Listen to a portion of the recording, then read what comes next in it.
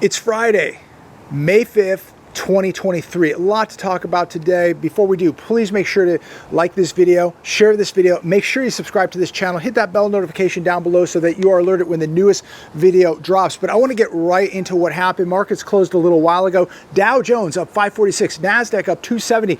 So we saw a market rally today. Yesterday, we spoke about Apple earnings better than expected, but down for the second quarter in a row. But earnings better than expected. Again, down for the second quarter in a row. But that was enough to rally the markets today, I guess. I guess people buying $1,500 phones made in China with money they don't have was enough to rally markets today. And what rallied the regional banks? This I don't get. Please comment down below if you have an answer to this. Maybe this is just above my pay scale. But we look at PacWest today. Stocks jump over 80%. In fact, I believe they had to halt trading at one point because the stock was rallying so much. So we see this big rebound on Friday in regional stocks. So what propped the regional banks up today? Nobody. I'm watching some of these financial channels today for a couple hours. Nobody even mentioned the reasoning behind regional bank stocks rallying. Not just rallying, but I believe PacWest was up 87% at one point. Based on what? Western Alliance up 53% and Zion up 18%. So what's going on here? Was there some word that the Fed was going to help these banks out? Is there some kind of consolidation taking place? What was said? Did I miss it? What caused the rally in regional banks today? And do you believe that the regional banks are any safer today than they were yesterday? Is the banking system as a whole any safer today than it was yesterday? So again, what caused this rally? I have no idea. Did I miss something? Please comment down below. Did somebody say something? Did the Fed say something? What's going on? I have no idea. But this is, again, another example of this utopia where things can go up over 80%. Nobody even talks about it. Don't you think this is big news that some of the cheerleaders today would be talking about why these regional banks are rallying to such a degree? 80+%. 53%, nothing. Unbelievable. So let's talk about the jobs today. April added 253,000 jobs. Now, I believe the last 3 months, this number was revised down. I believe today's number is fake. If we look at it a little bit closer, almost 1 in 4 of these jobs were in healthcare and social assistance. So this would be caseworkers, school social workers, childcare. These are low-paying jobs when we look at a lot of the jobs in healthcare and social assistance, especially social assistance. But some of the jobs in healthcare could be nursing assistants, healthcare aides, medical secretaries, medical assistants, registered nurses. That's a good job. Physician assistant, good job. Physicians, that's a good job. But when you look at assistants and healthcare aides and things, jobs of that sort, not great jobs. Professional and business services added 43,000. Leisure and hospitality added 31,000. That's kind of shocking that leisure and hospitality only added 31,000 jobs. And of course, government added 23,000 jobs, which you and I will be paying for. But do you believe these job numbers? Do you believe these job numbers? And do you believe they will be revised? And more than likely, they're going to be revised down. I don't believe these job numbers at all. And again, just some of the jobs that are being added are low-wage type jobs. And how many of these jobs that were added are part-time jobs? Again, social assistant jobs. These are low-paying jobs. Your caseworkers, your school social workers, your child care jobs. Most of these are low-paying jobs. And across the board, whether we look at professional and business services, leisure and hospitality, government jobs, healthcare, a lot of these are part-time jobs. And just to shift gears here a little bit, Christmas tree shops may soon file for bankruptcy protection. This is the well-known New England decor retailer is now getting ready to file for bankruptcy. This company has been around for over 50 years. 15 stores in Massachusetts, 4 in New Hampshire, and they are getting ready to file bankruptcy. Here's one from the Daily Mail. Burger King will close up to 400 stores by the end of the year. So we're going to continue to see people losing jobs, and this means think about 400 Burger Kings that are going to be sitting vacant. This is more commercial real estate that's going to be sitting vacant, more people losing jobs, and more people who are going to have a more difficult time to find a job. Used vehicle prices fell last month for the first time in 2023. Cox Automotive reported a 3% decline from its Manheim Used Vehicle Value Index. This is telling us right now that things are slowing down, and they're going to tell us that don't worry, there won't be a collapse in used car sales because of inventory. And what they don't tell you is how many of these cars are going to auction that are sitting on the lot. They're going through the auction multiple times and nobody's buying them because they're overpriced. So these lots, these vehicle lots, like the Manheim auction, there's cars. I did a video 6, 7, 8 months ago.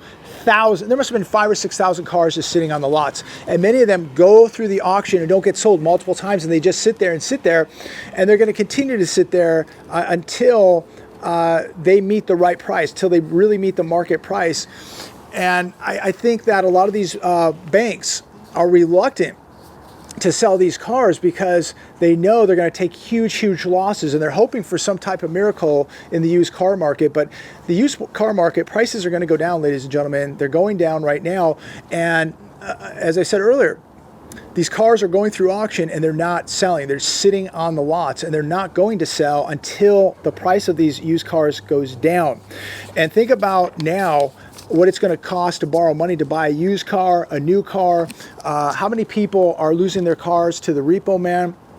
And you know how bad this is going to get. There are going to be less and less qualified buyers for new cars, used cars, houses, RVs, boats. And many of these vehicles are just going to sit on the lots and just gather dust until they come down to reality at the right price. And there's going to be less people able to buy a car, especially when they don't have a job or inflation is continuing to eat up their wallets and their savings. Here's another one. Half of U.S. tax payments from income tax filing day spent already. Treasury down to $188 billion. The government is broke, ladies and gentlemen. They are broke. If the debt ceiling is not raised, we are going to default on more than just our obligations. We have commitments. We have commitments like welfare, Social Security, Medicare, food stamps, and Section 8 housing. We're going to raise that debt ceiling without a doubt. The debt, ladies and gentlemen, is going to continue to get bigger and bigger. The printing presses are going to continue to overheat.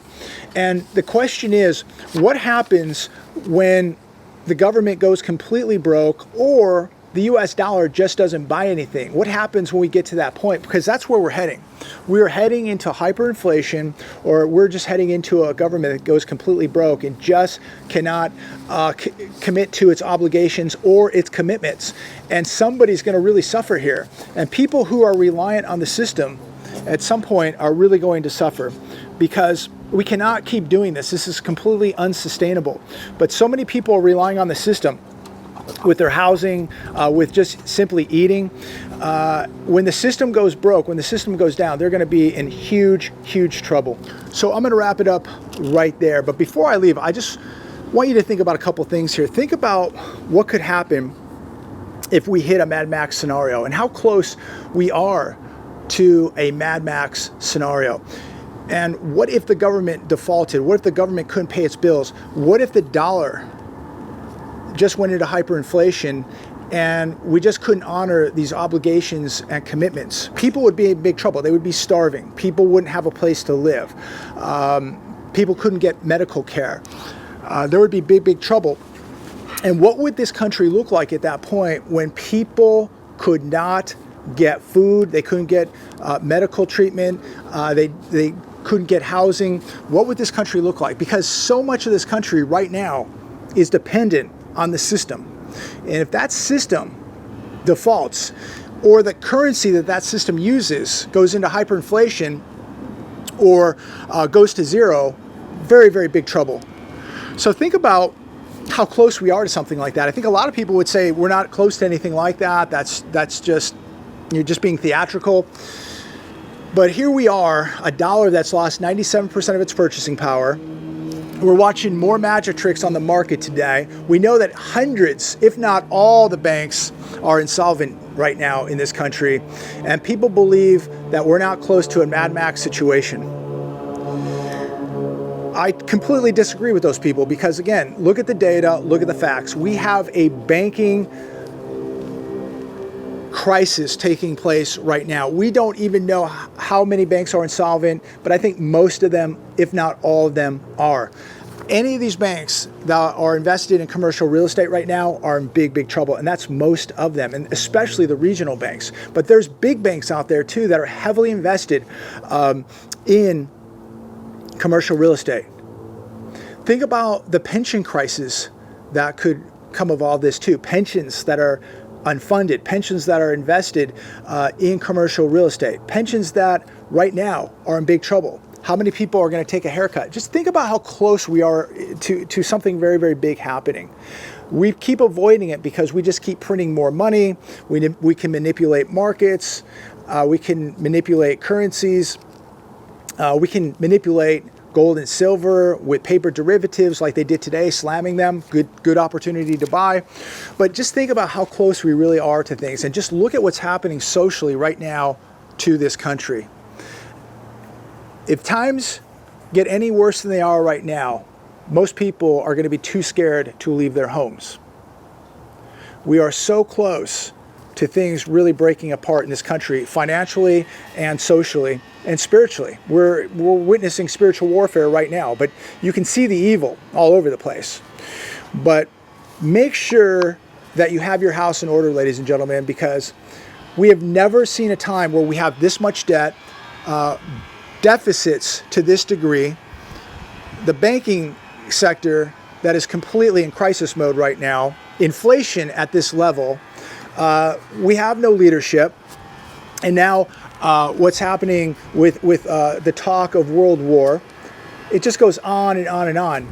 And you've got to be prepared. I do believe we're going to see cyber attacks take place here in America, and that very well could shut the system down. How long could you survive when the lights go out? How long could you survive if the system goes down? How much food do you have? Do you have barterable items? Do you have some silver to barter with? Do you have gold? Do you have cash put away? Most people have none of this. Do you have a trauma kit? Do you have a medical kit? Do you have training? Do you have a mindset? Do you have do you have a skill set? The more skills you know, the better off you're going to be. But people believe none of this could happen. But look at where we're at right now. We've seen an entire global economy shut down for over a year. We're going on $32 trillion of debt. Now we're talking about World War III.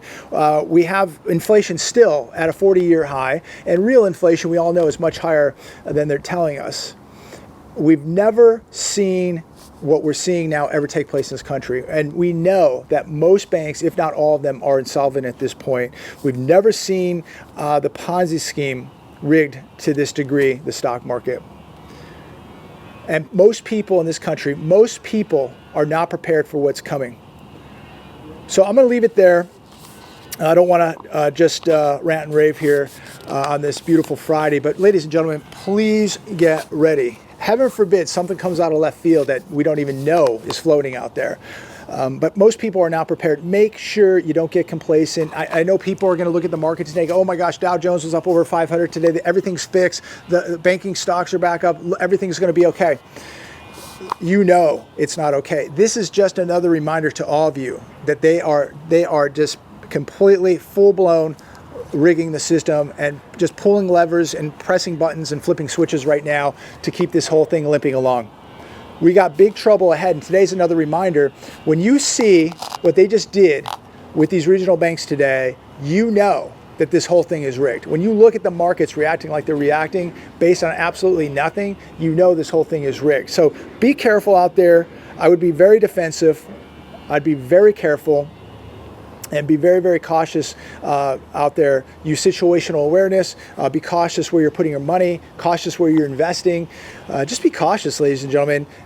there is so much deceit going on, and so many people are being hoodwinked and fooled and being told that everything is okay. And these people are making life-altering financial decisions based on what they're watching on the television, and they are being fooled, and they are going to be absolutely wiped out. We have a dollar that is literally worth nothing at this point. We have banks that are collapsing right now, and I bet if the people in some of these banks right now are freaking out with what's going on. But the average person, yesterday, we saw lines at these banks, people getting their money out. Today, they're up over 80%. Give me a break. God bless. Have a good weekend.